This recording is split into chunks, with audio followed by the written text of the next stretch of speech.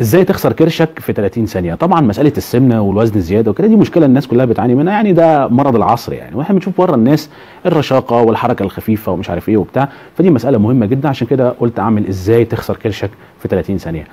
بس قبل ما اتكلم في الموضوع ده انا كنت عايز اسال سؤال.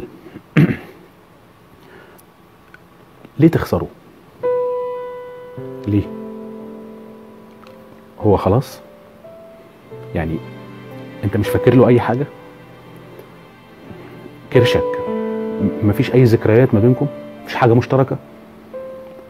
كرشك اللي كان اي حته انت بتخشها بيخش قبل منك، كنت مريح لك ايديك تسند عليه، ناس عماله تدور على مخدات وقرف وانت ساند مستريح، الناس اللي بتشرب سجاير عمر ما الطافيه ما وصلت للبنطلون بسبب كرشك، وانت بتتقلب بالليل في السرير، انت بتتقلب بعدين تلاقي في تقليبه تانيه وراك.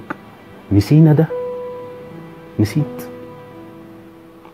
انا ممكن اقول ما تتعشاش وامشي نص ساعه ومش عارف ايه هتخس في كام شهر في 6 شهور، الكلام ده مكتوب، الكلام ده مكتوب في جروبس معموله دلوقتي عشان يلا بينا نخس كلنا ونخس ونحس ومش عارف ايه وبتاع، لكن معقوله احنا بقينا كده بنعمل جروبس عشان نخسر؟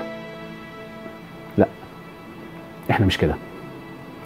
انا عارف السكس باكس والجسم الرياضي الانيق والبطن المسطح والكلام دي حلوه جدا، بس دي موضه ممكن تنتهي، موضه الكرش ممكن ترجع تاني. تفتكر لو موضه الكرش رجعت تاني بعد ما انت خسرته هتقدر ترجعه؟ ما افتكرش. شوف سيرته على لسانك، ما افتكرش. يا جماعه انا بنصح كرشك لازم تعيش معاه، لازم تحبه، يعني احتويه، يعني اديله اسم جميل، كلمه اسمع كرشك، اسمعه. وفين فين تقبل الاخر؟ فين ان اسمعونا والحريات وكده؟ اسمع. طبعا انت لما تسمع كرشك تسمع اصوات مش لطيفه، بس اسمعه، قرب منه، عيش معاه. الحنيه اللي في الاول دي على فكره بتفرق بعد كده، تفرق في الاعمار اللي بعد كده قدام لما تحتويه دلوقتي. لو ما سمعتوش هينطوي. تخيل يبقى عندك كرش ومنطوي، منظرك يبقى عجيب. فارجوكم يا جماعه صدقوني تعايشوا معاه، وربنا ان شاء الله هيرزقكم انتوا الاثنين. لان معلش ثانيه واحده، ايه يا بطه؟ ها؟